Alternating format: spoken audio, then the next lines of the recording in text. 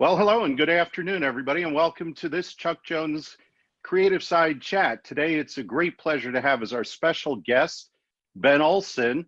I'm Andy Turner. I'm sitting at the old Chuck Jones Gallery on Fifth Avenue in downtown San Diego, where in days when we could all get together, this is where we'd walk by as we come out of the convention following ComicCon. Today, it's a great virtual meeting, and it's going to be a lot of fun for the next hour to turn the tables on Ben Olson, who's been hosting all week, and now we get to talk to Ben and hear his creative side. Not only can Ben walk the walk, talk the talk, he can do it all, and he's a great artist in his own right, in addition to being a fun host. It's been my great privilege and honor to meet and get to know Ben as we both serve on the board of the Chuck Jones Center for Creativity. We've had a lot of fun at the board meetings, and Ben's had a lot of creative energy to bring. And today he's going to share some of that with us. So let's take a quick look instead of waiting. Scott Ryder, if we have a quick piece of artwork that Ben has done, we'll see what he can do, and then we'll talk to the man himself.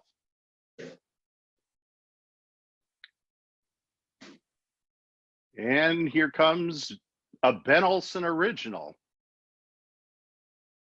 Bat Splat. Bat Splat, and here is the original himself, Ben Olson. Hey, Ben. Hey, man. Good to see you, buddy. Live from your studio, huh? Live from my studio. Yeah, it's a little odd to be on this side of the table instead of the other side of the table. Well, it's going to be a lot of fun as we turn the tables. So this is where you create everything. Give us a quick tour to start us off. So last time, when we do these things, usually I'm a little all over the place. I had a few other workstations, and with everything that's happened in the world today, we took a little bit different perspective on how the studio could look or should look and what I was doing more of. So what I did was I took out a lot of the production island that was here with multiple workstations. I brought it down to one, and then I've got everything kind of went in view. So from this 500 square feet, I've got about a 4,000 square foot studio and a ball pit for the kids and all kinds of goodies. And then this is my area to play in. So I can design everything here between 3 monitors. And then I've got everything to create art with, including paintings, drawing, and all that kind of good stuff. And my giant Chuck Jones mural in the back. Then I did not paint, Chuck painted. I just printed it on vinyl. Well, how would you describe your style? I see a number of things going on in the background there. Well, so I love Maurice Noble and his design, and that was something that caught my eye very early on when I was getting into cartoons. I love the backgrounds. It didn't overtake anything, but it was such a compliment to it. And so my style's a little bit more kind of in his design and what he did, but I want to bring a three-dimensional element to it. So I like bold colors, but I like softer lines between them when it comes to the oil painting stuff. You can see Dino off in the back. That's more like Peter Max. I love Peter Max. So that his just rich color use and everything like that, I was inspired by from when I was 16, and he was on Arizona tea bottles. Go figure. He had like he had a whole line of artwork he did with, I think the one that really, like the first one that I saw was the Statue of Liberty, that painting that he did for an Arizona iced tea. And as my boss at Broadway Bagels would attest, I ate more food than he paid me. So he may have lost money on that. I'm not sure. But anyway, I could eat and drink whatever I wanted, and which is probably how I grew to the size that I did. But I love Peter Max. So that's kind of a mix between Peter Max and then line work. I like Salvador Dali stuff, which is kind of, there's a little bit of inspiration too in my oil painting style of just in the way he paints. So it's kind of where all that comes from. But I like color. So you mentioned color.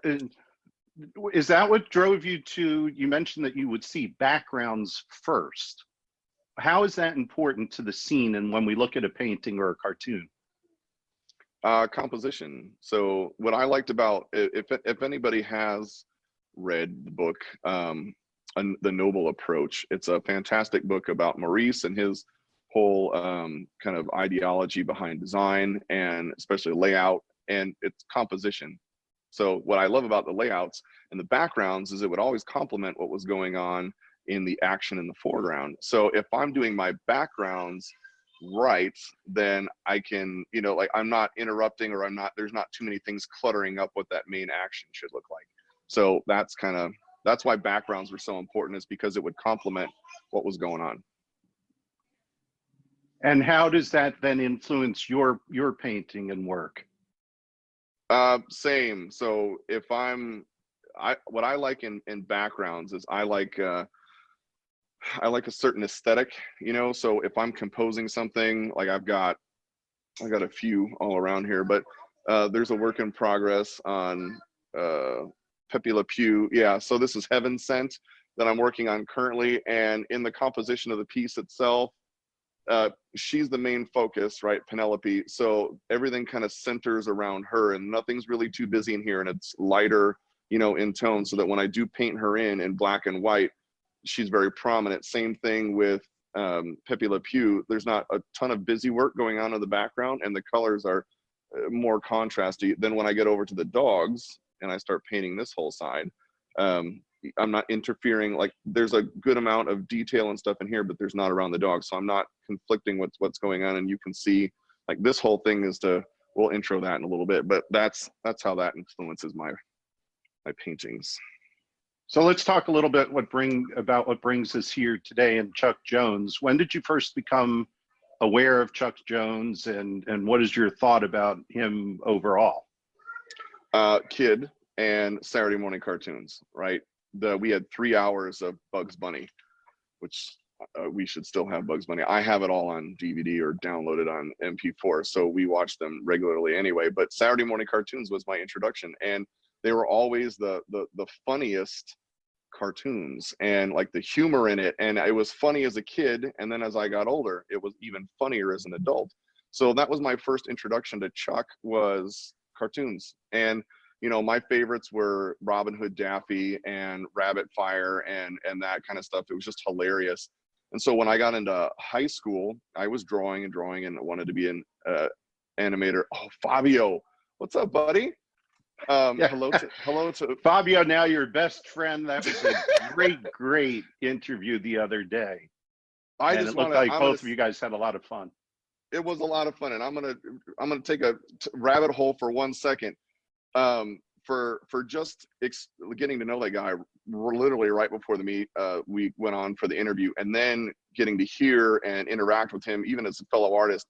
That dude puts like the thought that goes into his work. I came off Friday night thoroughly inspired, as like, man, almost questioning myself of like, what am I doing, you know? And to hear Marcinevo and everything that he's got into his pieces, and how he would talk about those pieces and what was involved. And he's just a super cool guy. Like, he's a down-to-earth guy. You go, you hang out, you create some stuff, whatever, you know.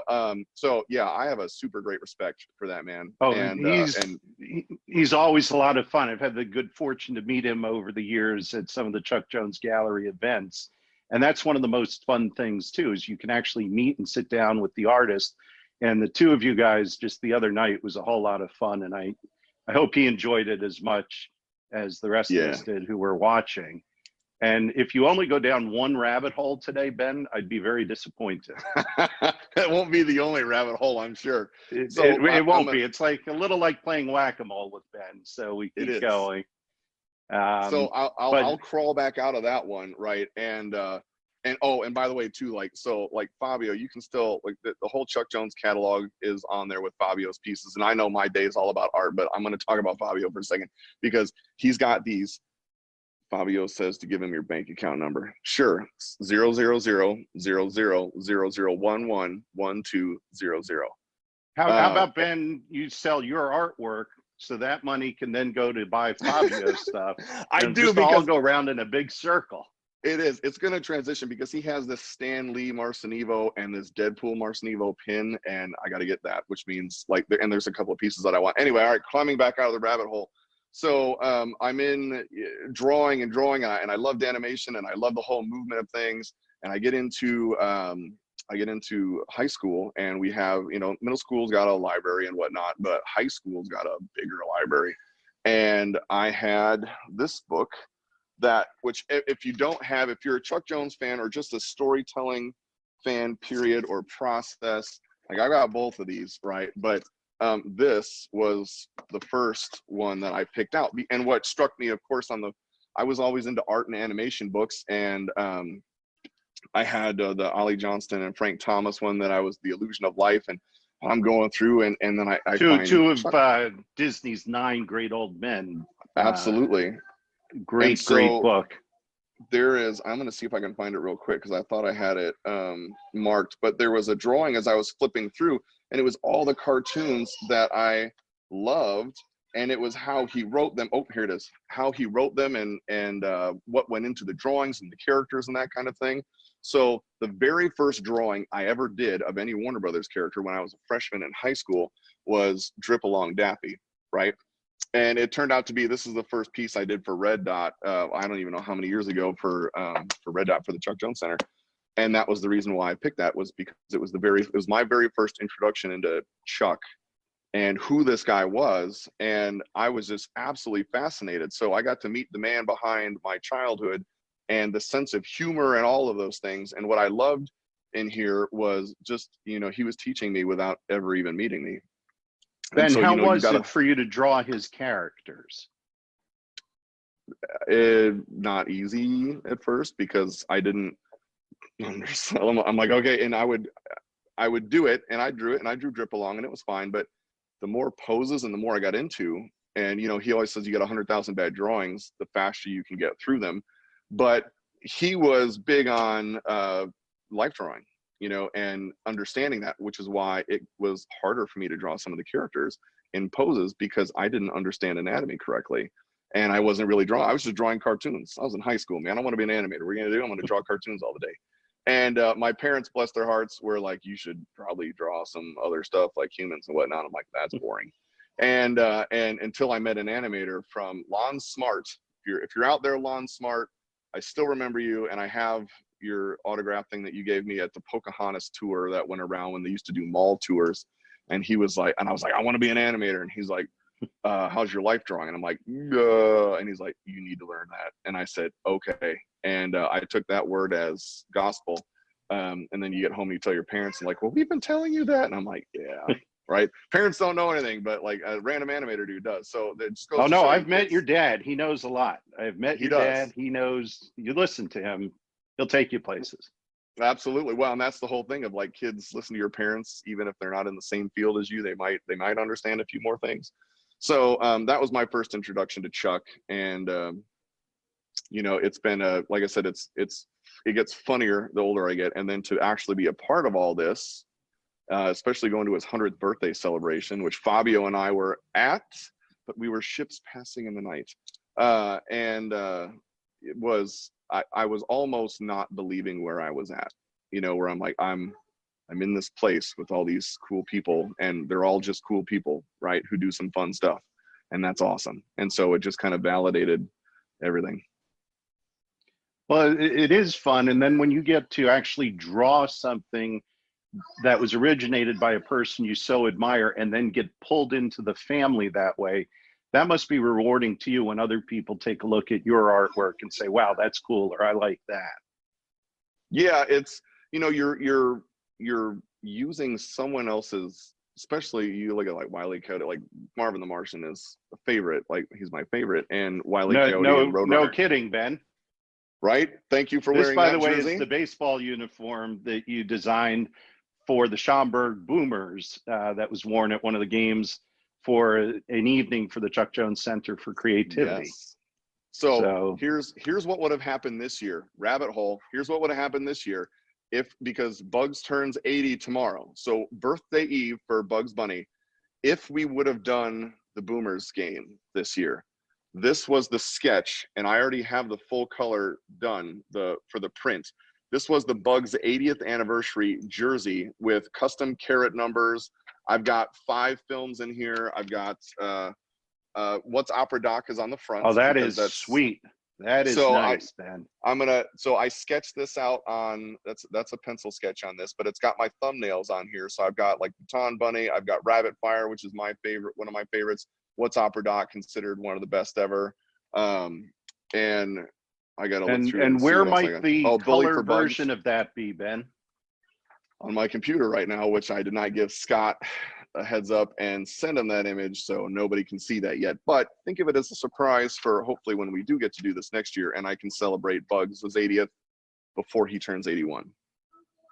The So 80th that's in a number of days. Yes, 80th in a So number of that's days. very, very, very cool and fun.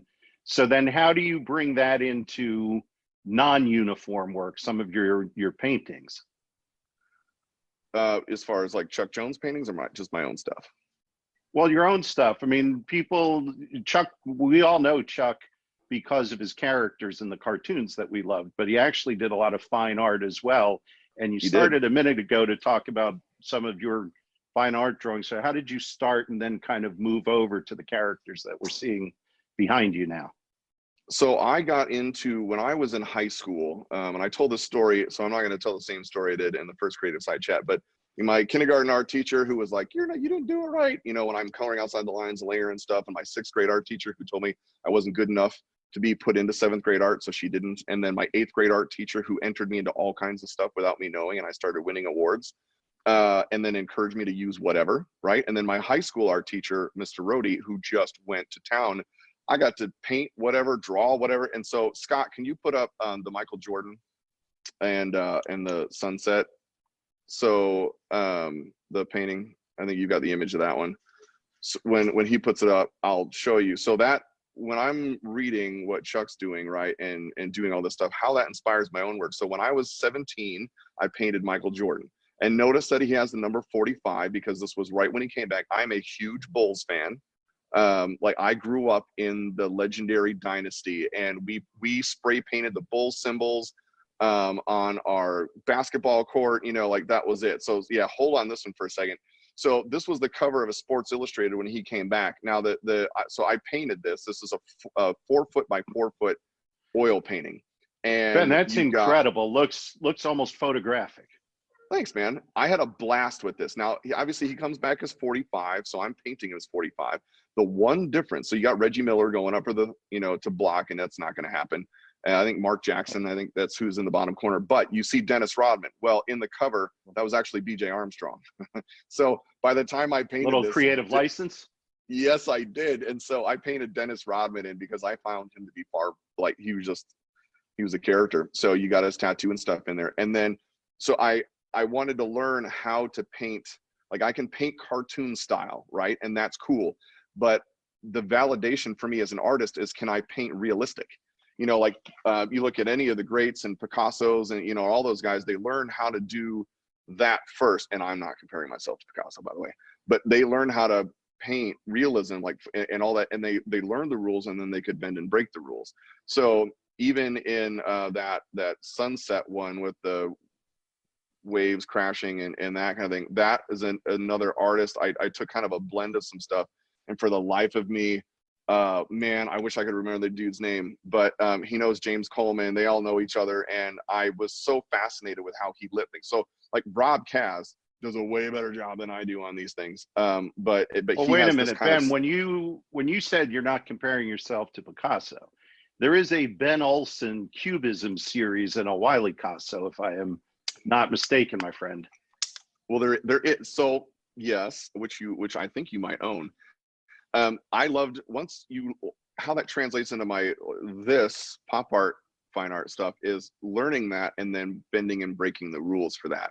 So I have one left out of that series of 5 with Bagasso, and it's Bully for Bugs, and he's all, it's a Picasso thing where things are all over the place, noses are here, eyes are there, kind of stuff.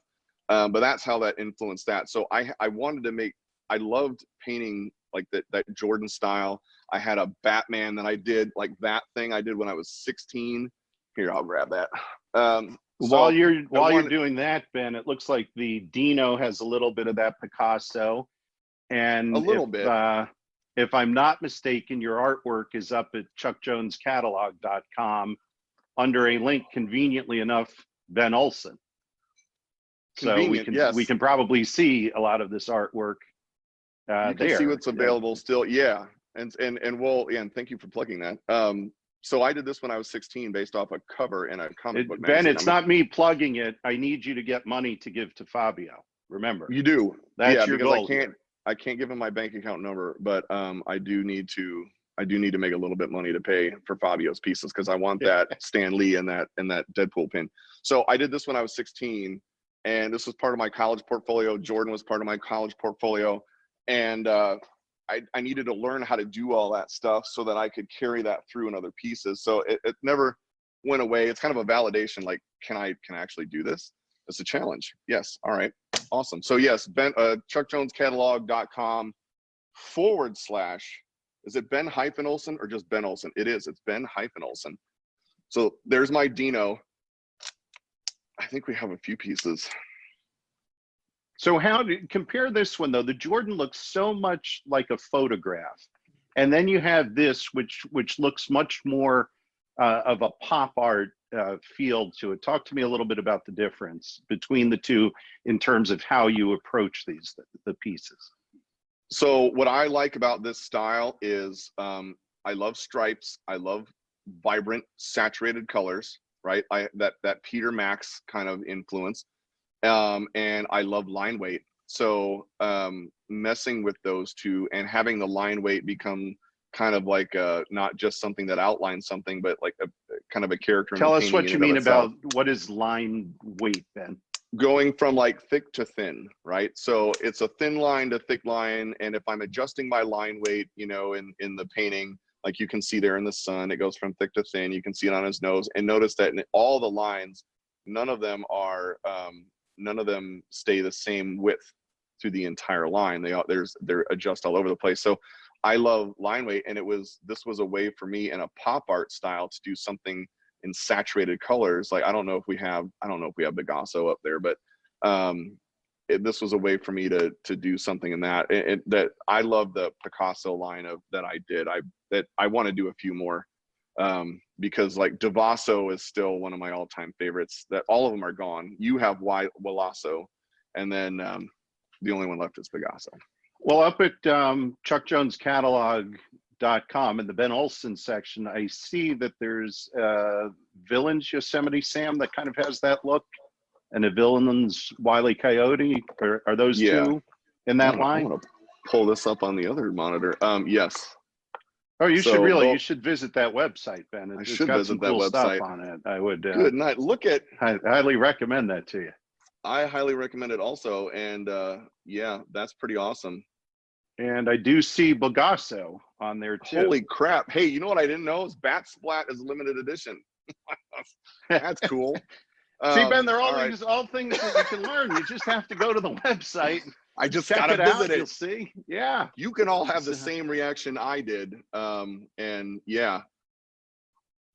Sweet mercy. All right, that's cool. So yeah, I love the villain series, the profiles of a villain.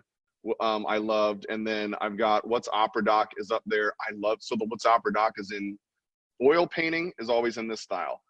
Oh yeah, so this is my bully for bugs. This one, yeah. Talk to me about this one, Ben. This looks pretty cool. Here's what I love. Chuck is hugely famous for a lot of things, right? Timing is one of them. Timing.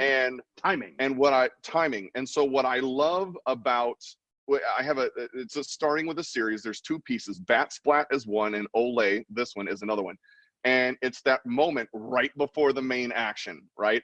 And it's stuff that you laugh at every single time because you know what's coming. And so the bull, he knows it, which is why he's got that look. That wick is almost to the barrel, and boom goes the dynamite. So what I wanted in that look, Ben, that look that he's giving us, you know, he knows that he knows that something's coming in a second. Yeah, it's over. So, you know, when Bug says, you know, this means war, as he gets ejected out of the stadium, this is the win for that. So I've got here. Let's show the piece live. I've got this that I literally finished yesterday. Let me pull. So in the piece, we've got, yeah, it's a little bit different, you know, in here as far as what I can see on the screen. So what I wanted the feeling of the bigness of the stadium. Like you're in this arena, it's a big deal. All eyes are what's going down here. This is kind of like my signature cloud, you know, wispy cloud, puffy, cotton ball-y things.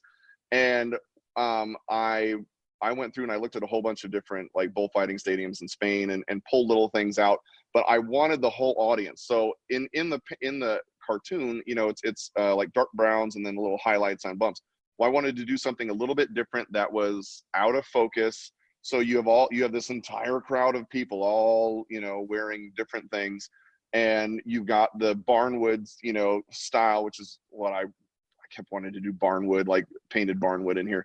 And then this is the moment where Bugs wins. Now, obviously, he's not like this in the cartoon until, you know, later, but like this encapsulates the whole thing. Like he's won, he knows it, stuff's going down, he's gonna blow up, and thank you for all the roses. So this one is 16 by 20, I think, but it's one of my, and if you notice, 2 whiskers, not 3, which means they did not have the budget for 3 whiskers. They only had the budget for 2. So I kept to the I kept true to the cartoon.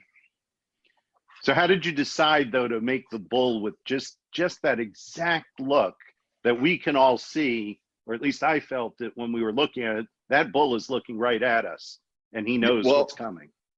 And that's what I want in the Wait For It series, right? The Wait For It series is the character, you know, like in Bat Splat. Well, I'll just pick it up off the canvas. In Bat Splat, it's the same thing where they're looking right at you, right? You know, and they know something, like, except for Bat Splat, he has no idea. So Ben, here's what I'm hearing. There's more than just Bully for Bugs. So there's here's a series. Yeah, this is the second, but Bully for, or Olay is the first, and it's the Wait For It, right? So it's the moment right before the thing happens, and he is going right into the cliff, right? And he's giving you that look just like the cartoon, and it's true to the cartoon, where it was, you know, it's just hilarious, and as soon as he hits it, you just start laughing. Now, if we're talking about the Wait For It series, it seems to me there's something behind you that looks like Wile E. Coyote might be waiting for you, something. Okay. Just behind you, Ben. What's going on there? So here's what I love about Wile E. Coyote and Roadrunner. I love the setting that they're in, right? You know, if you take them out of the Southwest, does it feel the same? No, it doesn't, because the chase is there. So do I ever really, and other than in the sketches that I have, Scott, can you do my overhead cam real quick while I grab Scenic Falls? So other than like what we have here, which the Stupor Duck and Wile E. Batsuit, notice they're not in Superman and Batman costumes. They're true to what they are.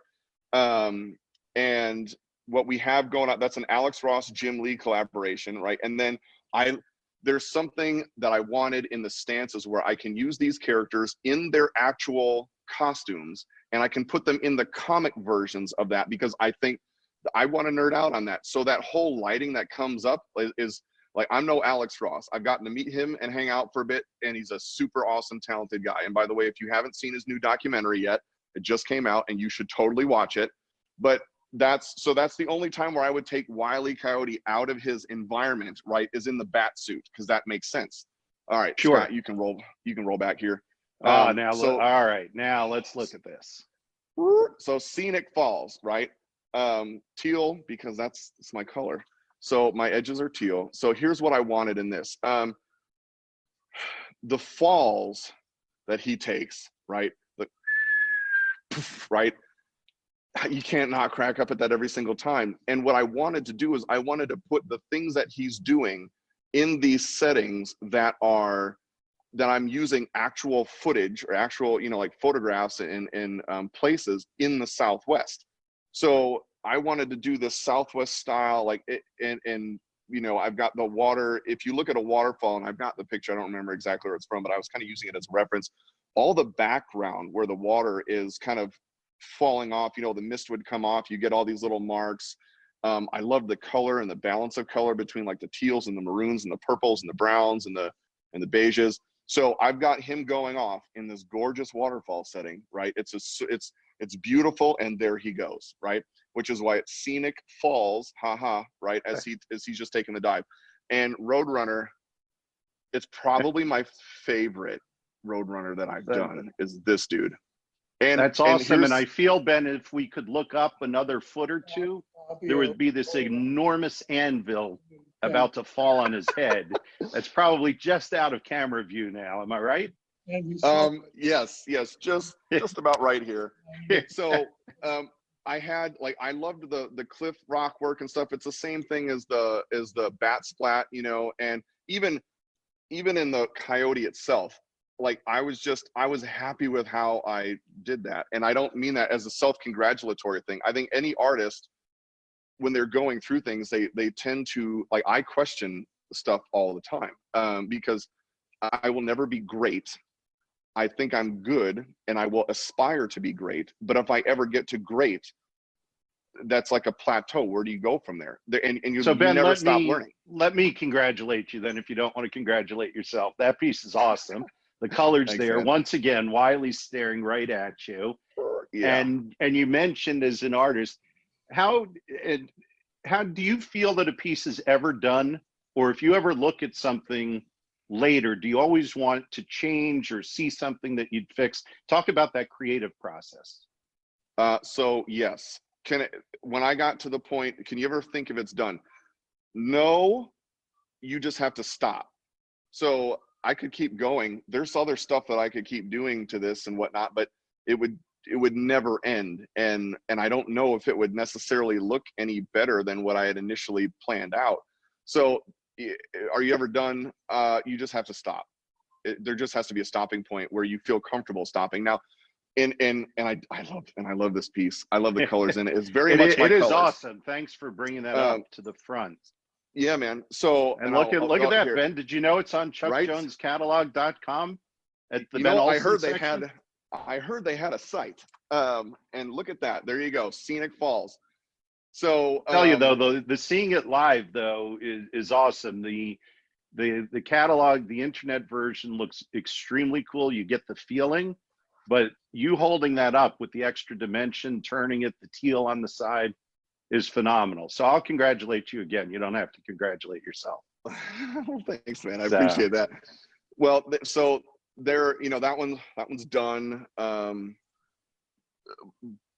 Olay done. I can come back to anything though. Like think of George Lucas and Star Wars, right? That dude could probably go back and he's continually fixing stuff. I could go back and I could do something a little bit different, or I can see a progression and be like, man, like I look at stuff earlier that I did and I'm like, why did I do it that way? But you don't know any better, right? You only know what you know in the time, and you do that and then you learn from those things. And that doesn't mean what you did before is any less.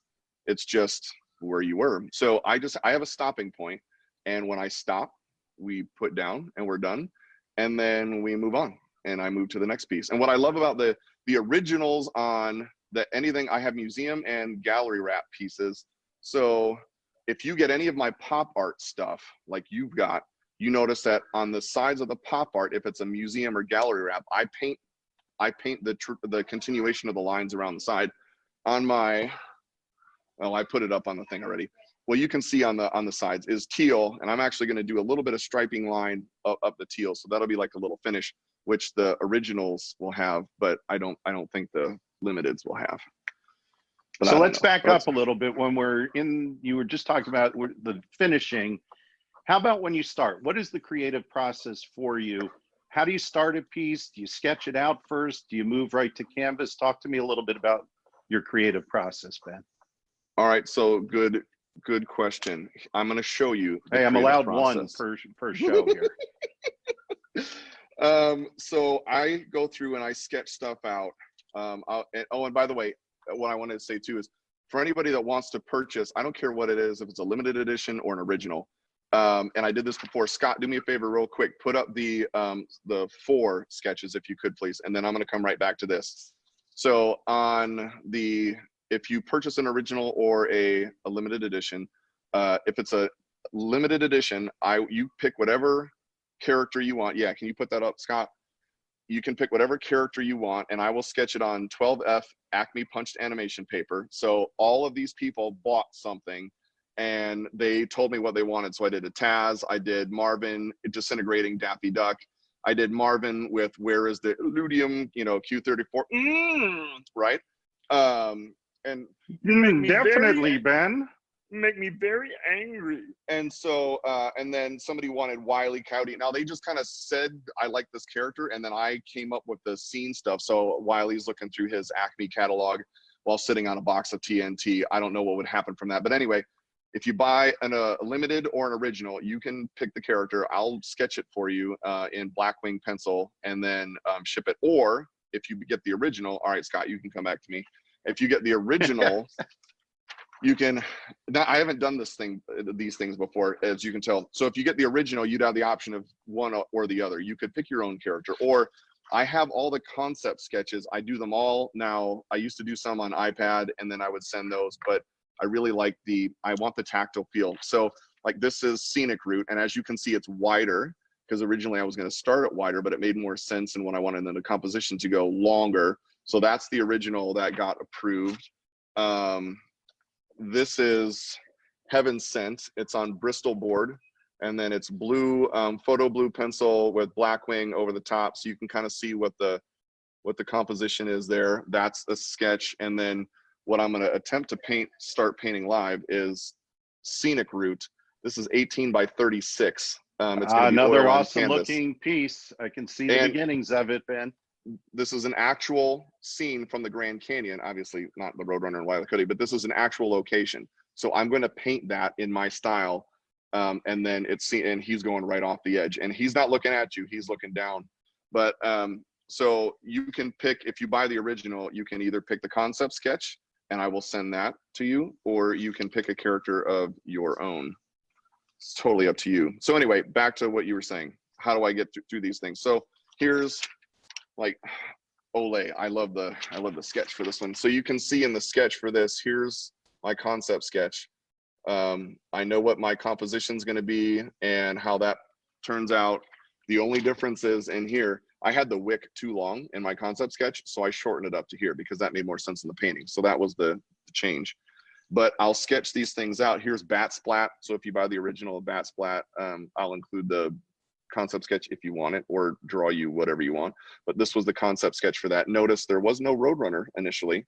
That was a request as I was pulling that off. Hey, could you do that? And I said, sure.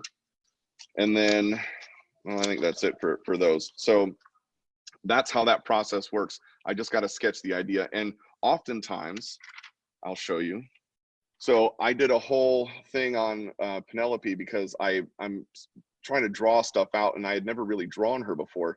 So I'm just going off Warner Brothers model sheets and sketching things out so that I can understand and get kind of like a muscle memory on how she looks and stuff like that so that I can paint it. So this is Blackwing on animation, 12F punched animation paper. If you buy Heaven Sent, Blackwing, of course, everybody's favorite pencil, right? Everybody's favorite pencil, Chuck Jones. So, you know, there's that, but that's how my process works. I got to sketch out the idea. I've got to come up with the concept. And I don't have my little piece of paper over here, but I have and I write it down on what the idea is.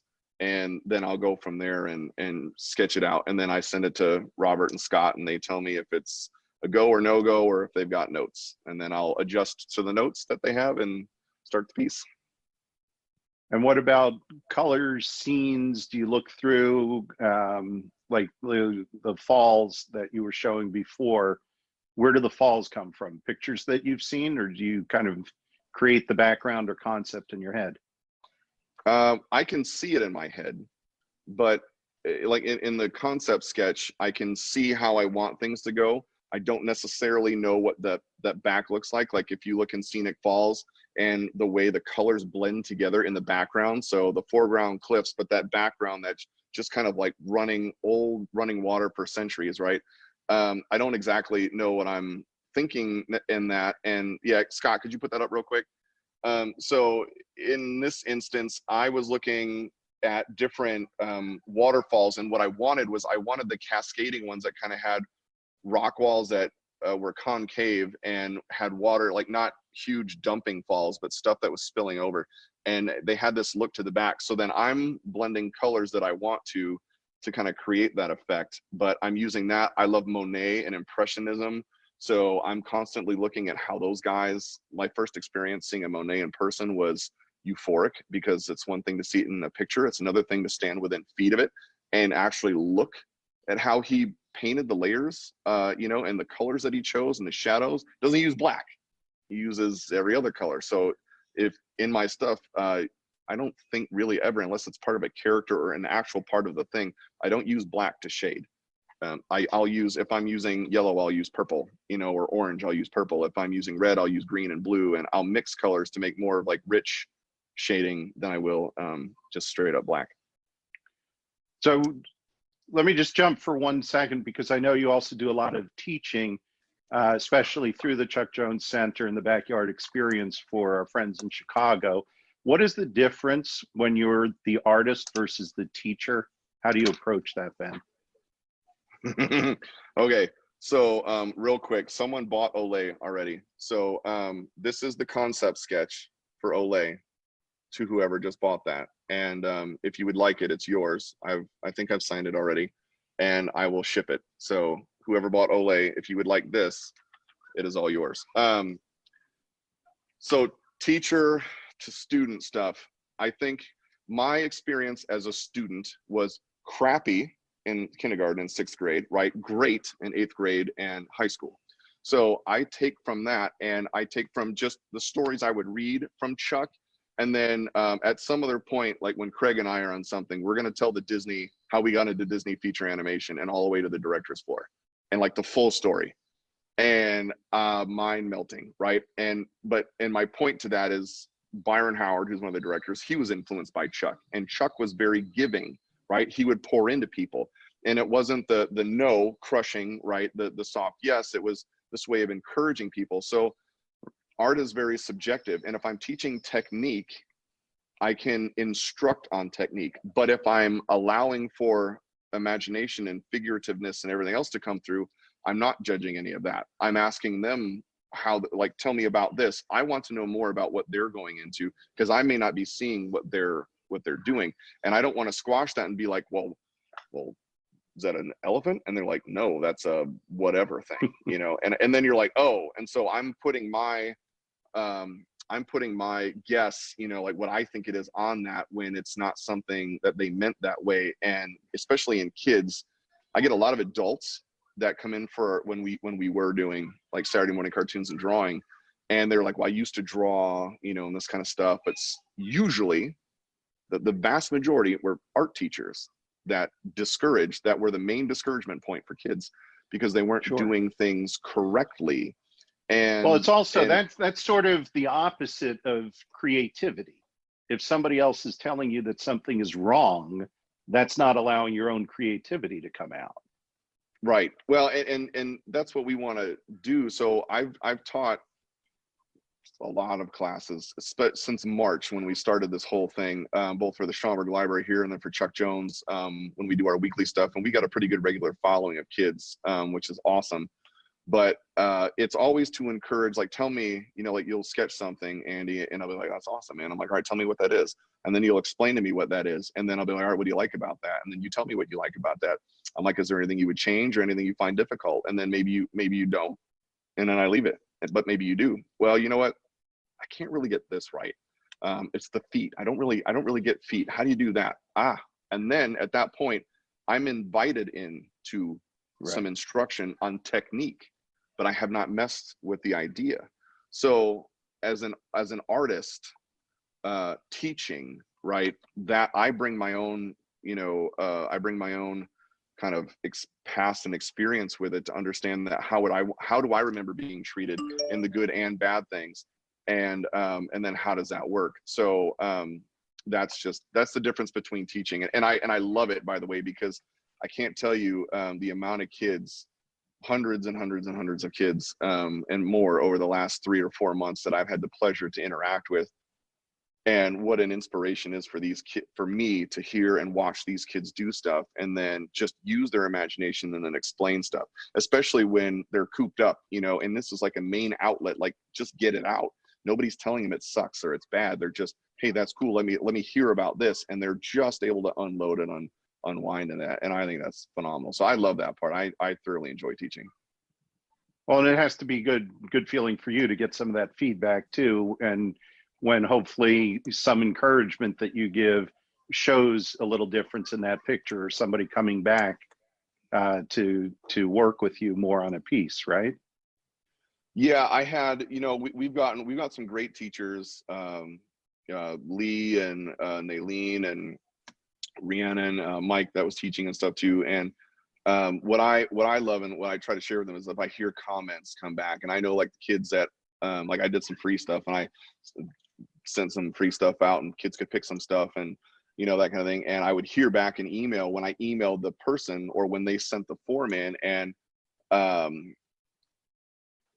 there was some super awesome comments that come back, and it's not about you, right? The Chuckism of never take yourself, but do take your work seriously, but never yourself. And so it's not like an ego boost. It's more of just like there's an impact there and they're enjoying it, and you feel good about that because something's being absorbed, and they're going to take it and run with it and do something. So yeah. No, it's that interaction too. I had the good fortune to know Chuck, and the only thing that I ever saw that annoyed him was somebody who said, "Oh, I can't draw." And Right. then he, of course, as you said before, always said everybody has a million good drawings in them. You just have to get out the first couple of million until you get to the good ones. And so he would encourage people, especially somebody said they couldn't draw. He said, well, Bugs is really just 4 circles and a hand attached to a carrot. And he'd encourage you to draw with him. And when I did that with him, I ended up with 4 circles and a stick, and he ended up with a perfect Bugs. But anyway, that leads me back to you. I think at one point you said you were going to try to do a little live painting for us. Do you have that set up? Yeah, that's nerve-wracking. Yeah, I am. So well, let me just dump that on you then, like the big anvil. Please do. Yeah. So as I'm setting up here, apparently Picasso sold also, which is awesome. So that means the Picasso line currently needs some extra characters because there's no more left. All right, I'm gonna set this up. So all right, there we go. I'm gonna go scenic route, and I'm gonna start scenic route because scenic route is literally going from scratch. It is just the sketch on the canvas. And what's important to this is I'm going to start with the sky. So I have a way. So we're literally at the beginning of this, Ben. Doesn't looks like you've got something sketched. Can you just describe that? It's not showing up great on the camera. Yeah, and it shouldn't, because it's non-photo blue pencil. So in here, and I'll try to like back off a little bit so you can see some lines in here, and that sketch that I pulled out, which you don't have to, I will show you, you don't have to put it up on screen so that you can reference what I'm doing. So here's my reference, right? This is my reference drawing, and that's my layout. And then I'm about to do, you can see kind of like the cliff right in here, and there's some sky. I'm going to start with the sky, and we're going to see if I can do this. So usually, and you can keep it up on there for a second, Scott, if you want to. Usually, unless it's like, Scott, do you have the What's Opera Doc piece, the oil painting? I don't know if you do or not, and if you don't worry about it because I didn't ask you ahead of time.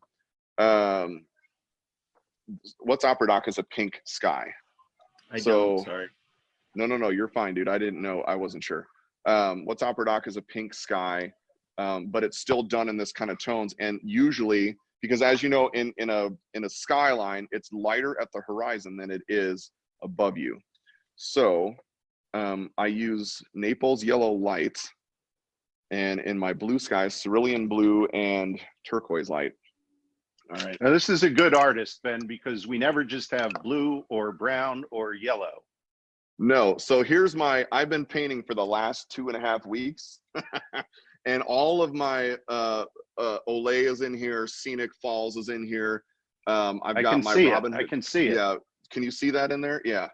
All right, so here, let's just start. You've out Picasso'd Picasso on that one, Ben. Thank you. I've got Wiley and Roadrunner, and the only reason I have them in here right now is for a reference on where they at, because I'm going to end up painting right over him. And here we go. All right, so usually I'll start with the turquoise light and like really, really layered on. So I usually have to use a lot, and the beginning is turquoise light, and as I move through, and get it all on here. I feel like Bob Ross a little bit, and not that I should have had a fro because my hair is receding and I could use a wig. But happy little trees, right? So I'll get my base layer down. What I love about working in oils with this style specifically is the ability that I have for days to manipulate it, right? Now I've watched Tim Rogerson, and that dude has like a wet palette for acrylics, and it allows him a longer time to work on acrylics.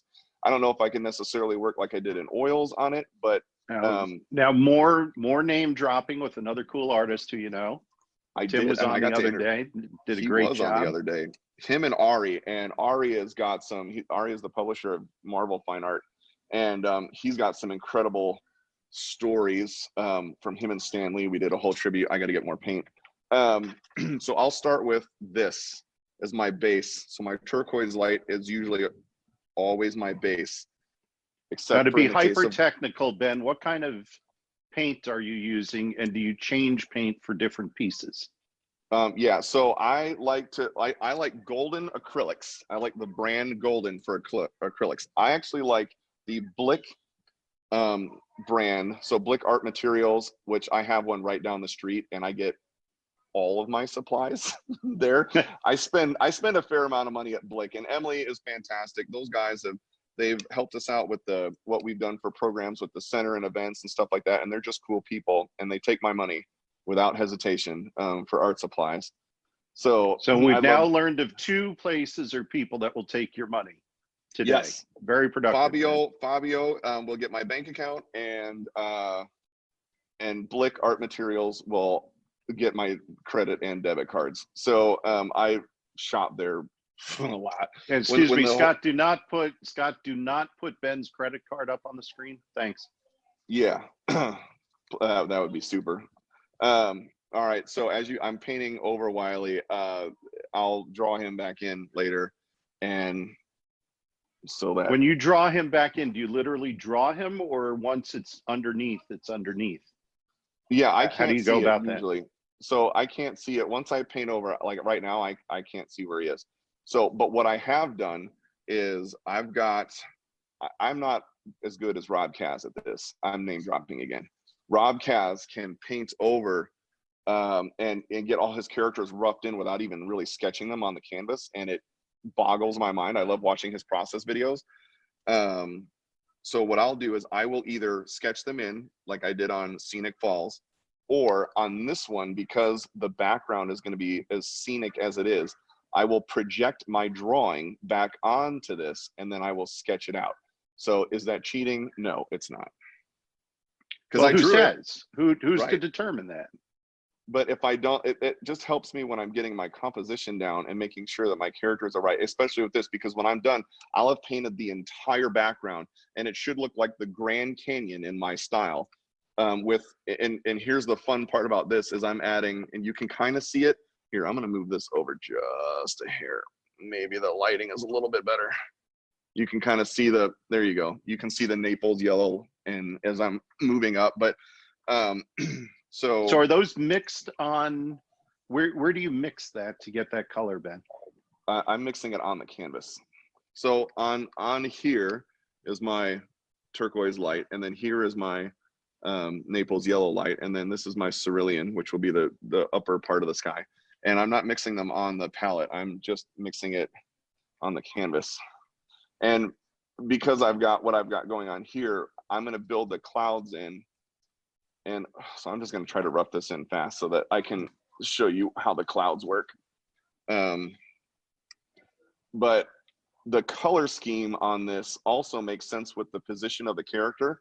So when you see the final product of Scenic Route, you'll notice that on the Roadrunner side, it is warmer tones, right, like underneath him, like this is all warmer tones, greens and browns, and and on this side is more, it's in the shadow, so it's reds and purples and into the rock, because like red, like one is in a good place, one is not in a good place.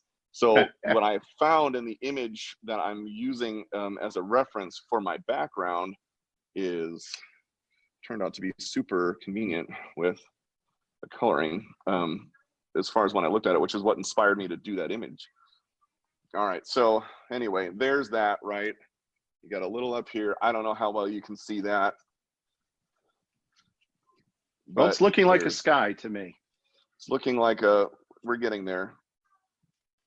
So anyway, I'll end up doing like this, right? And because I know I've got clouds on here, I'll try to work some stuff in and show you that while my brush sits in turpentine. So I've got white, because the painting is as wet as it is, and maybe if I tilt it this way, I can get a little bit less of that light source in. There we go. Tilt it back. There we go. All right, so in here, like if I go back to my sketch, I've got like a big billowing cloud kind of coming off the side there. So I'm gonna take my white, and all I'm gonna do is start to work shapes in, and I don't know how well you can see that here. Let me pull my Thor's hammer is holding up my iPad. So I'll continue to work my shape in. In this case, it's a very big head of the cloud. And as I'm working that in, what I like about doing it this way, instead of leaving a white space and then trying to do the clouds, is this makes it feel a lot more a part of the actual background. So, and then I'll keep building on this. So I'll just keep layering, and then I'll layer and layer, and then I'll get it to a point where, let's see, do I have, I'm gonna squeeze around here and show you it'll get to the point where I've got this. So that's wild how it goes from the blank canvas to the blue and the yellow that we've seen just put into more or less the final product there. Yeah, that's incredible, man. So I'll have some background clouds that are a little bit in the distance, like here. These two big billowing clouds on this side and this side are actually going to be far more like this in here. Well, actually a little bit more like this and softer, but it's going to have some brighter highlights. So when I'm done, that whole cloud plume in the back in the sky will take this kind of effect to it. And they're all, the clouds are all different. Nothing's ever the same, but that'll be what that is. That's so incredible. Now, I'm assuming this piece, can you finish in about three minutes when we wrap up? No. Or will we put it up on chuckjonescatalog.com once it's all finished? Yes, for everybody to see. This and Heaven Sent will be up on chuckjonescatalog.com when it's finished, which I'm not exactly sure when that's going to be, but it won't be too long from now. So I'm very excited to see, if I'm able to pull this off, which let's hope that I am, and how that comes out, because something about the painting, if I cannot see it in my head, if I can't see it beforehand with nothing on the canvas, I have a very hard time actually producing the piece. And in most times I won't even do it because I can't see how it's coming out.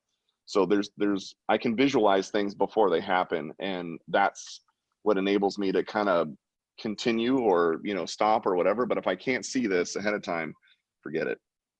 So is that even before you do the sketch, Ben? You have to see or have a vision first? Yes. When I do the concept sketch, I can already see in my head how it's going to come out. And that's why it makes it very comfortable then when I do my transition to canvas, because I'll work the color out. I don't have a fear of that. I'll work the color out. It'll happen.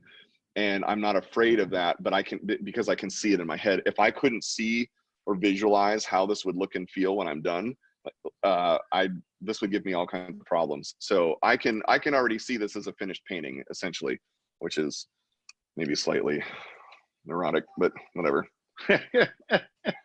No, that's pretty cool that you have the idea or the vision even before you finish. But do you often change the colors, since the sketches that you've shown us are not in color, and obviously the finished products are, but do you already have the color in your mind when you're sketching? I know, so in the case of Scenic Falls, I knew how I wanted to do it. I just I did not know when I got to that background and that blend of colors. So when I did you'll see the shots of teal in there. And here, I'll show you. Well, you don't have to show it if you want to. The shots of teal and pulling stuff in, I literally, it was an accident. Scott, if you can bring up Scenic Falls real quick. It was an accident, and like the happy accidents from Bob Ross. And what happened was, yeah, if you can bring that one up real quick.